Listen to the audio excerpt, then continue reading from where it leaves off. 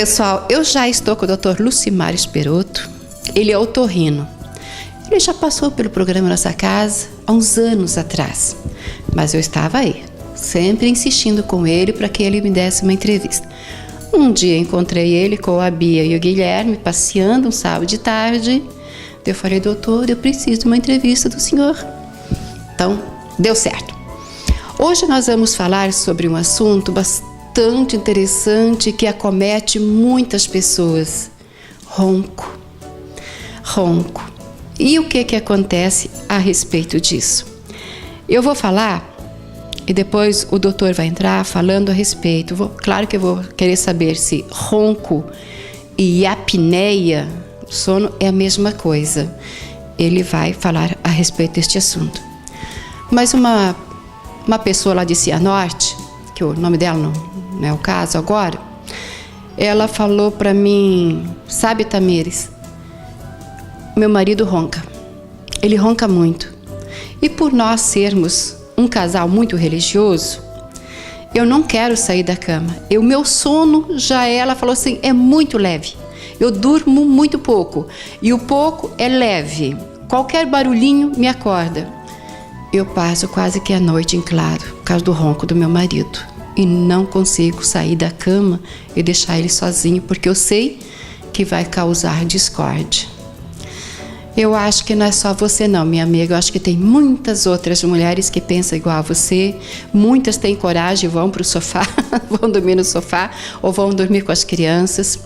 Mas, infelizmente, esse problema acomete muitas pessoas. Por isso que eu precisava muito estar com o Dr. Lucimar Esperotto para falarmos um pouquinho a respeito disso. Nada melhor do que ele, lógico, um especialista, ele que é otorrino, falar deste. Tudo bem contigo? Tudo bom, obrigado, Tamires, por estar aqui e é um prazer falar com o seu público. E eu que agradeço, estou super feliz de estar aqui contigo. Obrigado. Muito bom, muito bom. Bia, obrigada, eu sei que você me ajudou também, né? A esposa do doutor, a Bia é um amor de mulher, linda, maravilhosa, e um grande beijo aí para o Guilherme, tá? Tudo de bom. Que eu acho ele tão parecidinho com o meu Vicente lá de Cascavel, só que o Vicente tem 8 meses. O topetinho, eles são loirinhos igual. Só que dá a impressão que o Guilherme tem topetinho, mas o Guilherme, o meu sobrinho não sai de casa sem fazer o topetinho nele, mas é uma graça. O Guilherme nasceu careca, né? Nem cortamos o cabelo dele até hoje ainda. É sério? Carequinha.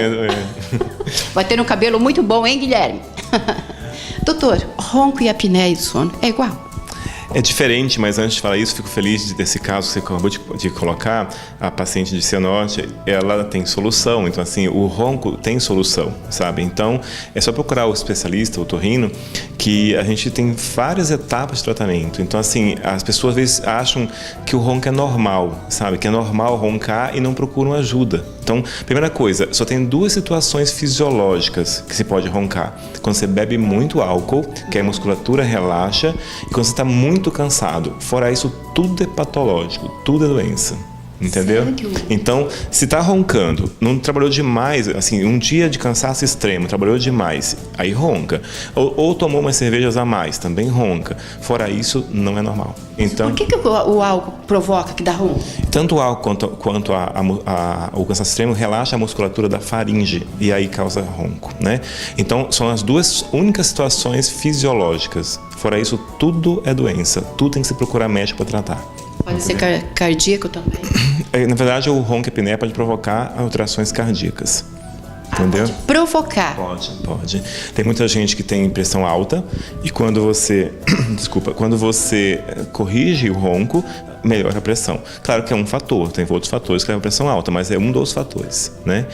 Sobre você me perguntar sobre ronco e apneia, ronco é uma vibração das estruturas da faringe, principalmente da úvula, que é a campainha, né? Essa estrutura vibra e aí ela provoca o ronco, tá? E a apneia são paradas temporárias de respiração e pode durar até mais de 1 minuto, tá? E que a pessoa para de respirar de fato, né? E aí pode baixar um pouco a saturação do oxigênio do cérebro e dar morte súbita em alguns casos. É meio raro, mas pode acontecer, tá? Então, ronco é uma vibração, né? E a apneia é essa parada. A apneia é mais grave e o ronco costuma ser um sintoma e não uma doença, né? Então, se você tem ronco, provavelmente você tem apneia também, tá? E a apneia tem que ser tratada, né? Porque aí a musculatura da faringe, ela vai diminuir, ela vai ficar flácida, a língua vai cair lá atrás na faringe, fechar o espaço respiratório e a pessoa começa a não conseguir respirar adequadamente. Tem pessoas que têm mais de uma parada por minuto, né? E aí você dorme, a cada 1 hora, você dorme 1 hora do sono, 1 hora parando todo minuto, então você não dorme nada. Amanhece o dia cansado, como se não tivesse dormido, tá? Então fica com sono durante o dia. Tem pessoas, Tamires, que pode dormir no semáforo quando está dirigindo. E uma das maiores causas de acidente, eu nessa aula que eu falei para você que eu dei na Unipar, eu li num artigo que a apneia do sono mata mais que a embriaguez no trânsito.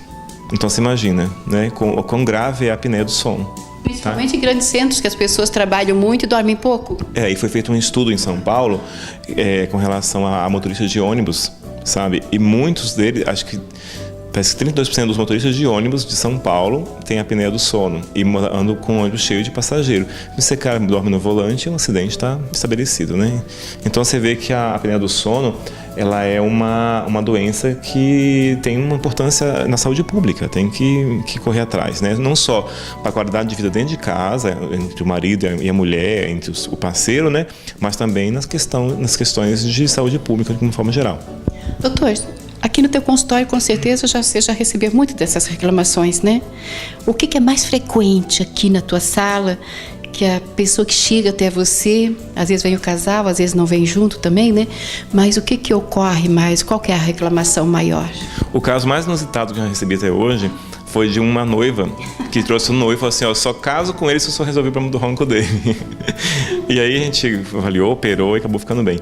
É muito frequente o paciente vir, a mulher traz, porque acontece, o homem é quem mais ronca, tá? Pela faringe, pela laringe, pelo hormônio, pela gordura abdominal que costuma formar no homem, né? Então empurra toda a respiração para cima, o aparelho respiratório, e o homem costuma roncar mais. A mulher só perde essa proteção no climatério, que chamamos de menopausa. A menopausa é a primeira parada de menstruação, né? Então nesse período a mulher se iguala ao homem no ronco, porque aí a mulher perde a proteção hormonal e ela começa a roncar também. Infelizmente para vocês tem esse problema. Mas o homem ronca muito. Então, quem acaba vindo pro consultório, o homem é trazido pela mulher, né? O homem não gosta muito de médico, geralmente, né? Geralmente o homem não gosta muito. E a mulher traz e fala, não aguento mais, tá? Não aguento mais, ele tem que parar. Então, os homens chegam aqui, aí a mulher reclama que ele tá roncando muito, alguns já foram pro sofá ou para outro quarto, né? E aí, então, a gente faz toda uma triagem. Tem vários fatores de risco. O fator de risco mais importante, como eu falei, um deles é ser homem. O outro é a obesidade. Tá? O aumento de gordura não é um aumento de gordura só visível no corpo, internamente também. Então, se você engorda o corpo, engorda lá a região da faringe, engorda a úvula, o espaço respiratório se reduz, né? E dá mais apneia. Então, um fator de risco importante é a obesidade, outro fator de risco é ser homem, outro fator de risco no caso, as obstruções, né, nasais. Então, desvio de septo, polipose nasal, que são uma geleia que forma no nariz, os cornetos, que são estruturas nasais também, que pode estar grande, né, as amígdalas muito grandes. As amígdalas grandes, imagina aqui o espaço faríngeo. A amígdala, quando você deita, ela pesa, ela faz isso, ó, ela fecha o espaço respiratório. E esse espaço respiratório, a paciente tem apneia. Então, precisa retirar as amígdalas ou então fazer outra estrutura, né, outra situação. E então tudo isso leva à apneia e o ronco. E a sonolência diurna, porque se dorme muito mal durante a noite, vai continuar com sono durante o dia, né? Então são fatores importantes aí do ronco. Que não rende, né? O trabalho não rende. Eu não sei se o senhor já chegou a ver, doutor Lucimar, um vídeo a respeito disso. A criança que está no colégio, de pé lá, né? Um oriental, ele está de pé. Ele cai assim para o lado porque ele está dormindo. Gente que está sentada em algum lugar cai, está no ônibus, cai porque está dormindo. E o senhor falando a respeito disso é muito interessante. Agora, doutor, existe então uma cirurgia para acabar com o ronco, um tratamento? O ronco tem solução?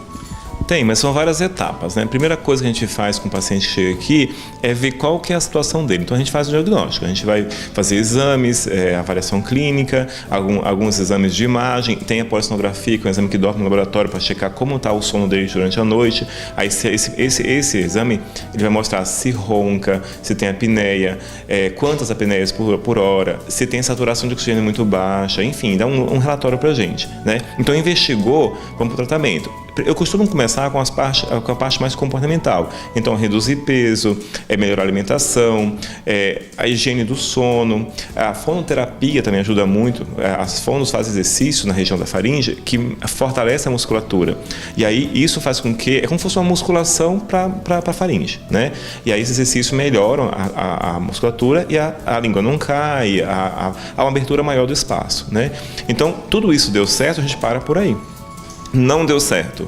Vamos ver se tem fator obstrutivo, se tem desvio de septo, correto grande, pólipo, se tem que tirar as amígdalas, tem a cirurgia do ronco mesmo, que é a remoção de uma parte da faringe, mas é uma cirurgia que nos últimos 20 anos se mostrou não muito adequada para todo mundo, porque aí volta, aí tem que ser específico. Tem casos que são indicados.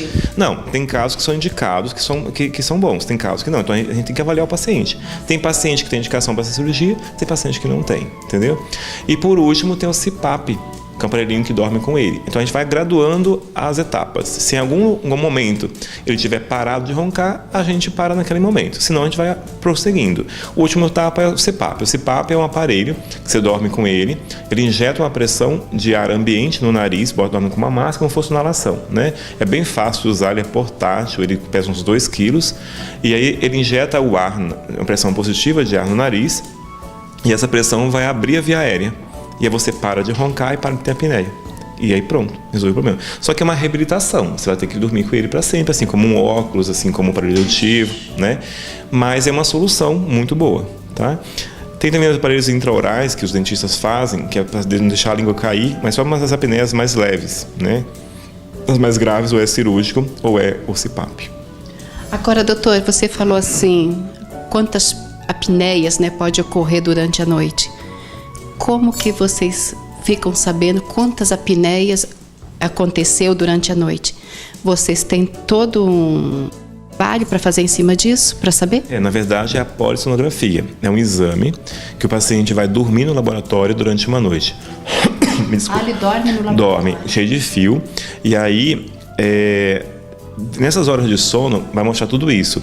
Se ele roncou, se ele teve apneia, quantas apneias que teve, se ele tem uma eficiência de sono, se ele dorme muito bem à noite, porque o sono tem fases, né? Então vai mostrar que fase o sono está e se ele está conseguindo ficar nas fases, né? E então esse relatório me mostra como fosse um extrato do que está acontecendo com a noite de sono dele, tá? E aí com isso eu tomo as condutas necessárias. Agora a pessoa pode dormir a noite todinha. Vamos imaginar, o marido daquela senhorinha lá de Cianorte. Ele dorme a noite toda, ele ronca a noite toda. Ele está inteirinho no dia seguinte para trabalhar? Pior que não tá. Porque ele dorme, mas... Não está ela, né? Não, nem os dois, né? Ela não tá porque ela não dormiu por causa dele. Ele não está porque ele não atingiu o sono REM, que é o sono reparador. Tá? O sono tem várias fases, a fase 1, 2, 3, 4 e o REM. Então a gente fica mais ou menos 90 minutos em média nesse sono, em uns 5 períodos por noite. Você deve ter acordado já umas 5 horas da manhã, assim, por um cachorro que latiu, alguma coisa, e muito sonolenta, né? Não querendo levantar da cama. É o sono REM. O sono REM, toda a musculatura do corpo é desligada para que você possa restaurar a sua energia para o dia seguinte. Então, quando você está chegando nesse momento, o que o corpo faz com você? Você está com a apneia, você tem que acordar. O cérebro manda você acordar. Então, você chega nesse sono muito pouco ou não chega. Aí como se tivesse, igualzinho se não tivesse dormido. Então, nem dormiu a pessoa que está do lado porque o marido estava roncando, nem dormiu o marido porque não chegou no sono reparador. Por isso que tem gente que fala assim, eu acordo de madrugada para ir no banheiro, mas eu nem abro o olho porque meu olho nem abre, tão pesado que tá, eu vou e volto de olho fechado. É possível, né? Ela pode estar nesse sono que eu te falei, né? O sono REM é um sono que você, quando você acorda dele, você está muito sonada mesmo, muito dopada, vamos dizer assim, né? Você falando assim, Muitas pessoas às vezes trabalham na noite, tem pessoas que trabalham 24 horas, 30 horas sem dormir e tomando medicamentos, tomando drogas para não dormir. O que causa para uma pessoa uma situação dessa? Isso não é nada bom, porque isso muda todo o perfil do sono, né? Que a pessoa, se você pensar num bebezinho que nasceu, ele ficou no útero durante 9 meses. Então ele não tem essa ideia de dia e de noite, né? E aí o sono dele é cortado, né? Você pode reparar que ele vai acordar de tempo em tempo.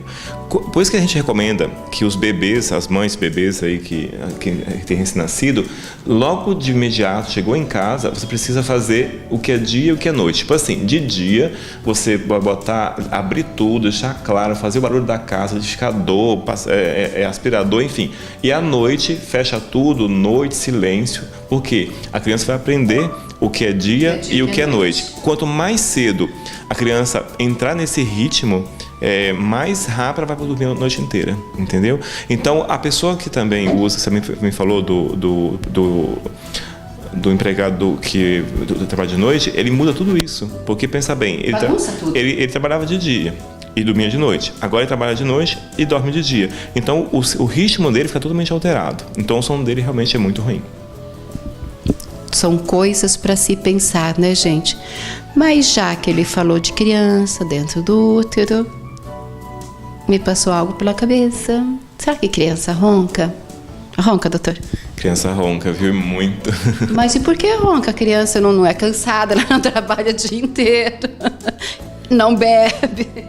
Criança tem outros fatores importantes. A criança, ela tem a adenoide, que é uma glândula que fica atrás do nariz. Todas elas têm? Tem, todos nós temos. Inclusive, a criança começa... na vida adulta fica residual, ela fica só um restinho, né? Mas na criança, ela é uma estrutura de proteção. Se a gente respirar um ar contaminado, a adenoide vai perceber isso, né? Só que ela cresce na criança, principalmente de 2 até o 6º ano de vida. Tá? E ela fecha o espaço como se fosse uma pedra no caminho. E a criança ronca, baba, se mexe muito na cama, né? E tudo isso. E isso é cirúrgico. Eu costumo falar que eu boto as crianças num mute, porque assim, você tirou a adenoide, a criança já para de roncar, né? E aí até deixar claro para você isso, a idade ideal de operar entre 2 e 4 anos. Então opera. Esse caso é cirúrgico. Só consigo tirar com cirurgia. Porque é como se fosse uma pedra no caminho. A gente não tira uma pedra sem ir lá, tem que ir lá e arrancar, certo? Então é uma cirurgia para remoção. E eu opero muita criança, bastante, graças a Deus. As crianças, os pais confiam bastante no meu trabalho. Nossa, já fica pensando hoje o dia do seu. E aí, então, operou, passei uma semaninha de recuperação, a criança já fica bem e já volta no consultório, já não roncando mais. Não, né? É uma cirurgia agressiva. Toda cirurgia tem seus riscos, mas é uma cirurgia tranquila, né? A gente opera bastante, graças a Deus. Assim, os pais, quem já... Deve ter paciente meu já que está assistindo o programa, que já foi operado e as crianças ficam muito bem. É por vídeo? Não, é direto. É por via você consegue ver a estrutura, né?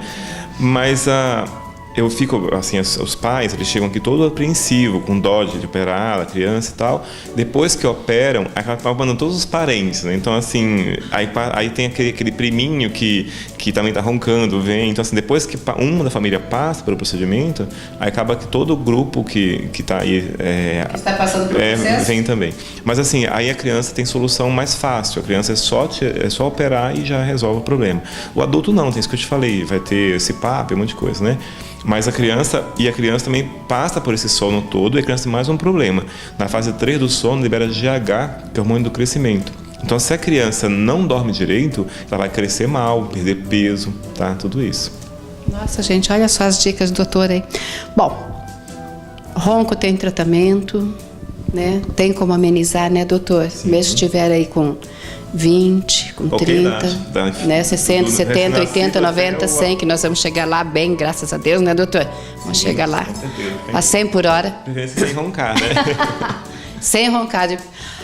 Que posição que eu vou deitar e que eu vou roncar?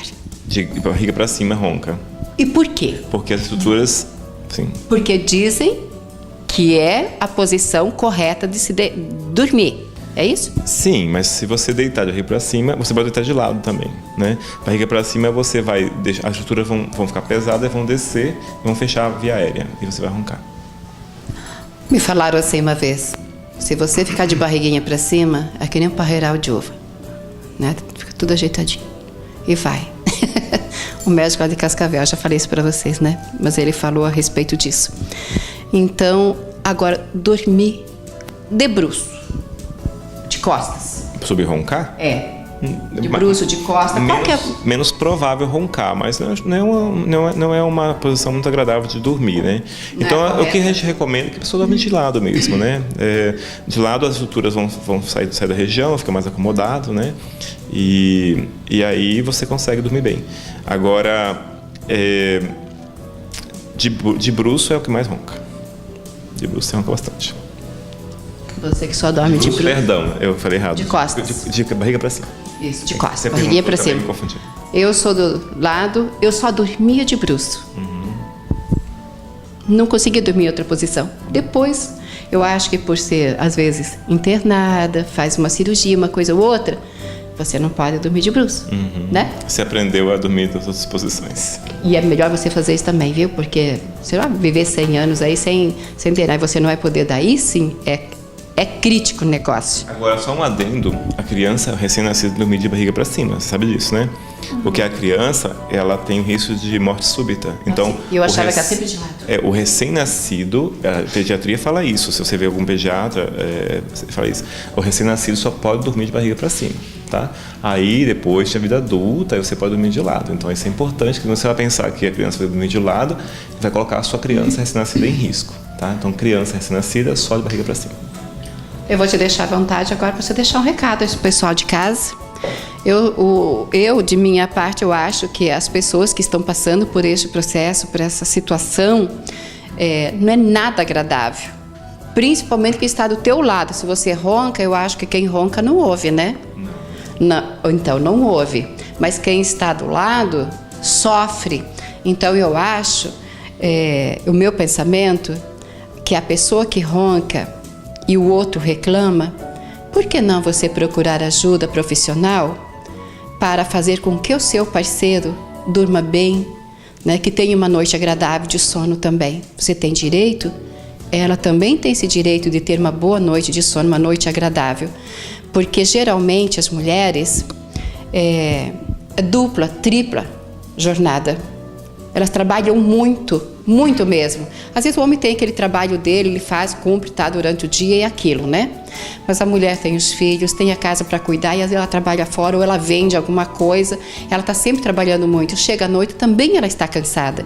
E ela tem direito de dormir aquelas 8 horas ou 9 horas bem dormida.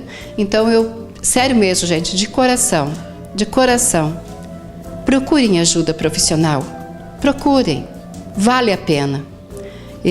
Se eu roncasse e estaria incomodando o meu parceiro, pode ter certeza que eu já tinha procurado ajuda há muito tempo, não deixar passar 1 ano, 2 anos, 3 anos, 4 anos, 10, 20, 30 anos. Ninguém tem qualidade de sono e nem de vida. Com certeza. O que eu posso dizer é assim, a criança que ronca é mais urgente, porque tem que ver essa questão do crescimento. Então, criança que ronca deve operar entre 2 e 4 anos. Não operou 2, 4 anos, tem que operar depois também, mas vão ter consequências, mas tem que operar, né?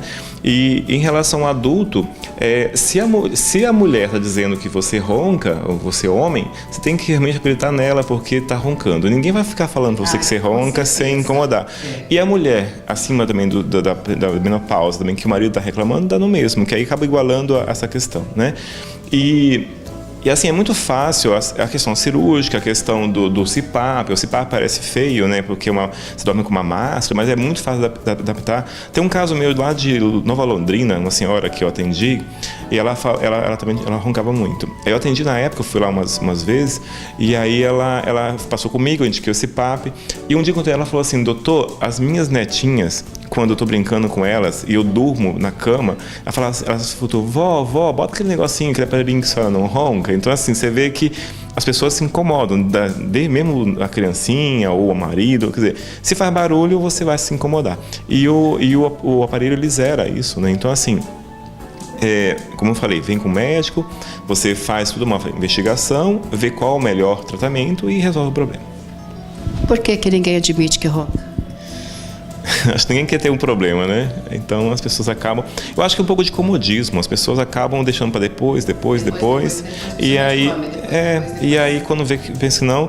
Até casamentos terminam com isso, né? Eu fui na catedral dar uma palestra porque eu queria ajudar os padres, né, os religiosos, a melhorar a questão familiar, né? Tipo assim, mostrar para aquela comunidade que um dos fatores de brigas conjugais é o ronco, e vamos resolver isso, né? E foi bem aceito, as pessoas foram, né? Então, assim, foi bem legal.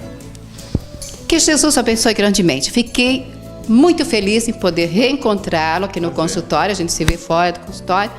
Mas por você ter concedido esse teu tempo precioso, deu um espacinho na agenda aí para conversar com a gente. E se tiver mais perguntas, eu posso ouvir? Pode, fique à vontade. Só vamos combinando e a gente vai falando. Outros temas também, tiver interesse, né? Ai, que bom, ótimo. Porque as pessoas às vezes ficam com dúvida. Você não perguntou isso, você pode perguntar para ele isso? Pode mandar as perguntas. Pode divulgar o e-mail da clínica também? Claro que respondendo, pode. Né? A gente vai respondendo, manda as perguntas para o e-mail da clínica, sim, e a gente vai respondendo também. Sim. Tá? Você pode falar o e-mail. É contato@clinicaesperoto.com.br. Tá? Esperoto não é com E, é com S.